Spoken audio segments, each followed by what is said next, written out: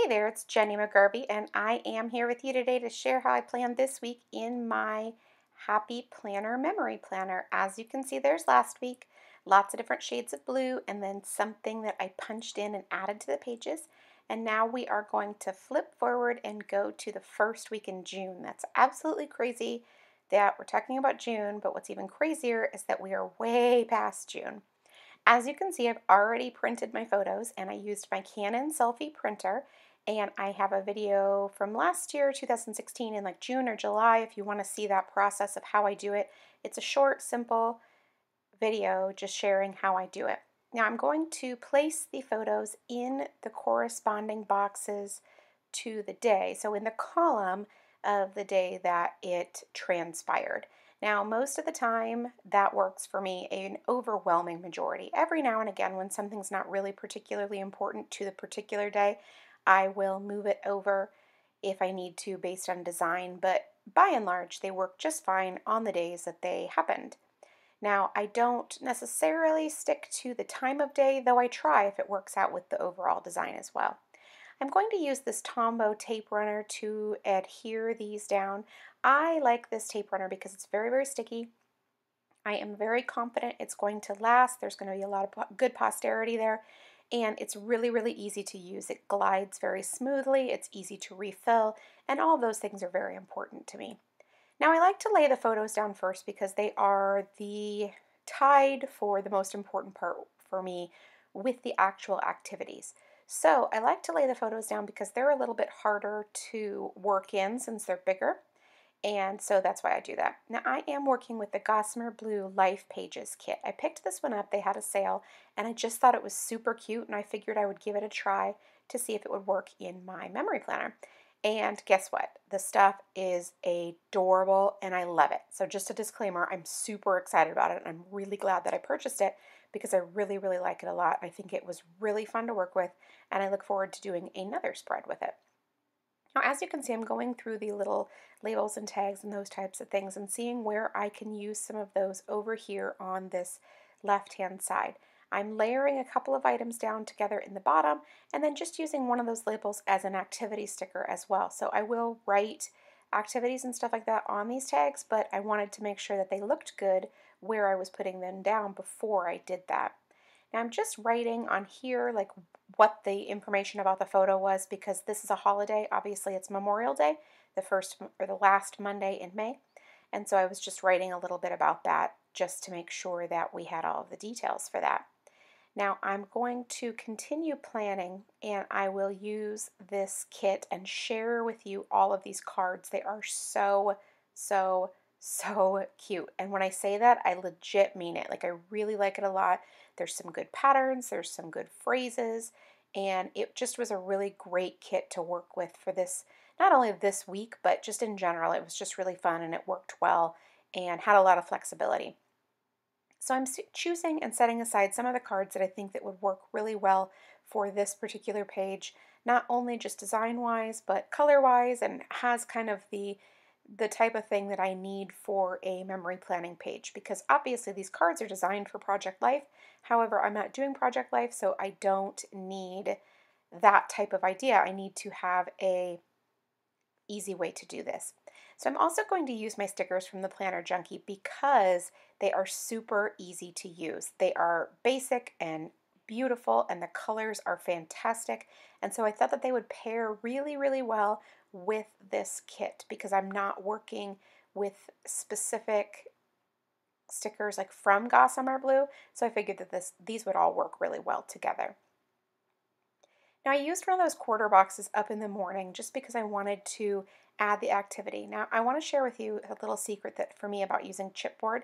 In this, I don't love there to be a ton of bulk, so I just peel that decorative top layer off and use adhesive and adhere it down. And it works great. I still get all of the decoration, but I don't get the bulk. And so that's definitely a trick if you're not into the really bulky bits of those chipboard pieces, because they can be super thick. Just peel them right off the top and then you still get all of the goodness without the dimension. However, if you're using them for scrapbooking, you probably want the dimension. Now, as you can see, I have some wood veneer pieces, and they're super cute, and they give a great texture and a really good look. They're always very, very cute. And so I just pulled those out so I could take a look at them and keep them in mind when I was planning the rest of this week, like where I was going to put down different embellishments and things like that. So now I'm just going to continue to build upon the rest of the things I already have with more activities and things of that nature. That baseball sticker, I always feel like it was meant for me. It's so it's adorable, and then it's baseball. I mean, come on, my whole life, right? I'm going to pull up one of those peekaboo boxes and add it as well. Obviously, this was a very busy day for us, but I wanted to have something that was a little bit more basic, but also decorative at the same time, so I didn't have to pair it with anything else. Now the afternoon or the middle section is pretty blank, so I go ahead and trim up one of these 3x4 cards to fit inside that block so that I can just put that right there. Look how cute that looks. And so what's the great thing about all these cards is that they're usable in different ways. Like I ended up using a horizontal card because it was going to fit better in that space than the opposite side, which was a vertical orientation. Now I do measure pretty much every single time I cut, and mostly it's because I know myself. I know that I'm a little scatterbrained sometimes, and I want to make sure that I get the dimensions right. So if it means I measure 100 times and cut 40, I am a-okay with that. I don't want to make mistakes and then have pieces that are not usable. So I went ahead and I measured that card, and then I adhered it to the top block. I ran out of adhesive in my Tombow little tiny Tombow tape runner, so I'm back to using my big ATG, and I will link both of those up for you in the comments down below. But they're both really great for the exact same reasons, in terms of that they're very durable and that these will last a long time.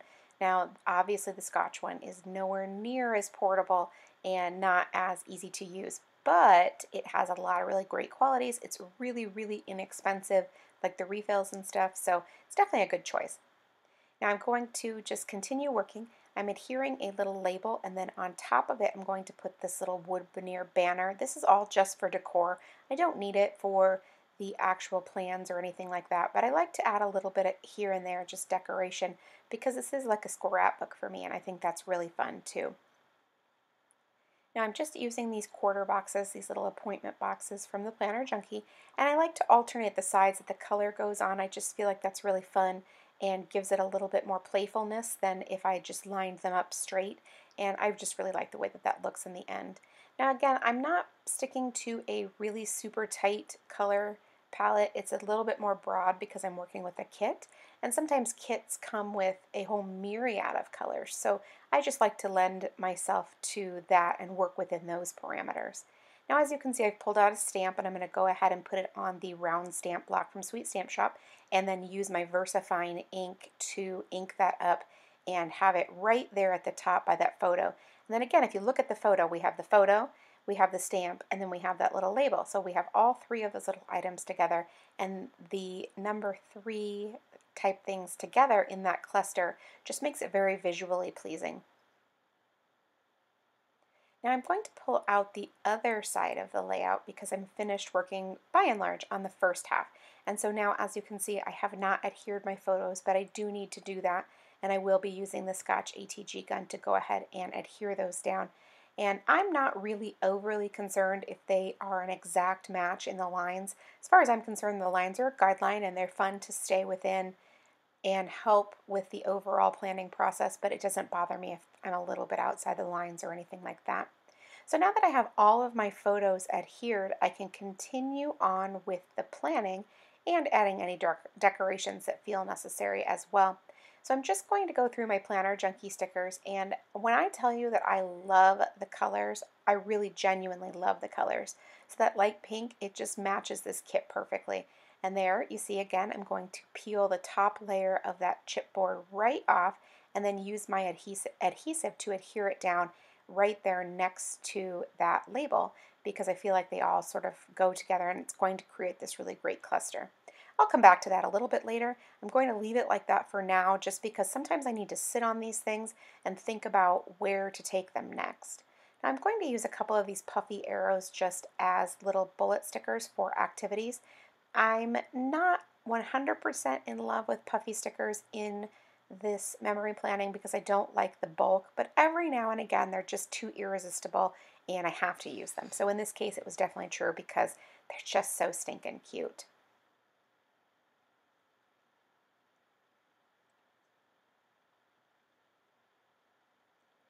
Now I'm going to use this little wood veneer up there on the top of that photo. I felt like I needed a little bit of decoration right there with that big, huge blue sky. I just felt like it needed something right there.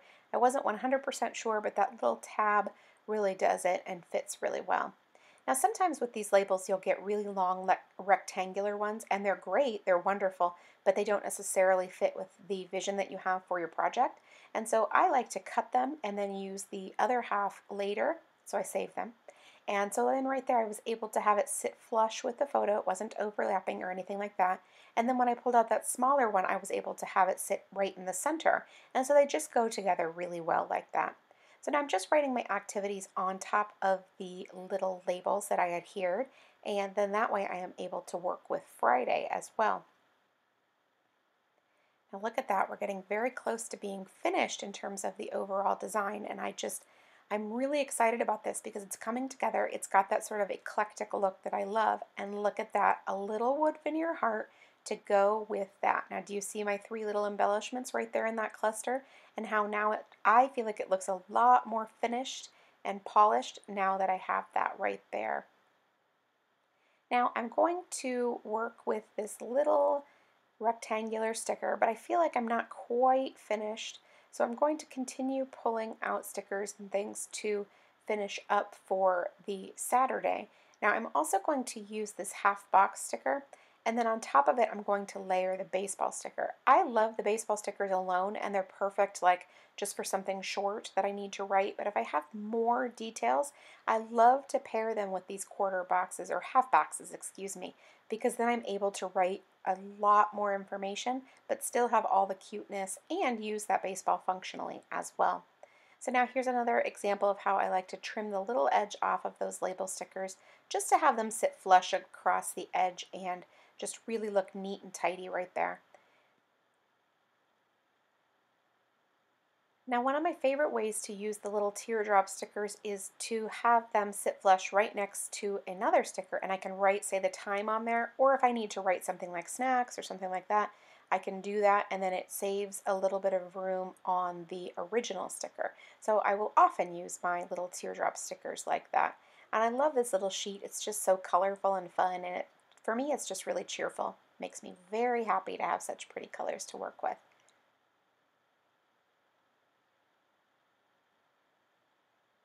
Now I'm going to put down one of these little skinny labels and have it sit flush on the right hand side, since the first one I had flush on the left hand side. I think the alternation of the different sitting, like the way that they're sitting in that box, just really playful and whimsical. Now again, you saw me measure so that I can make sure that I get the perfect size, or at least very close to perfect size, for these 3x4 cards, because as I've already mentioned, I don't want to ruin it by cutting it too small and then, oh my gosh, then what am I going to do? So this way I can make sure the first time that I have it right.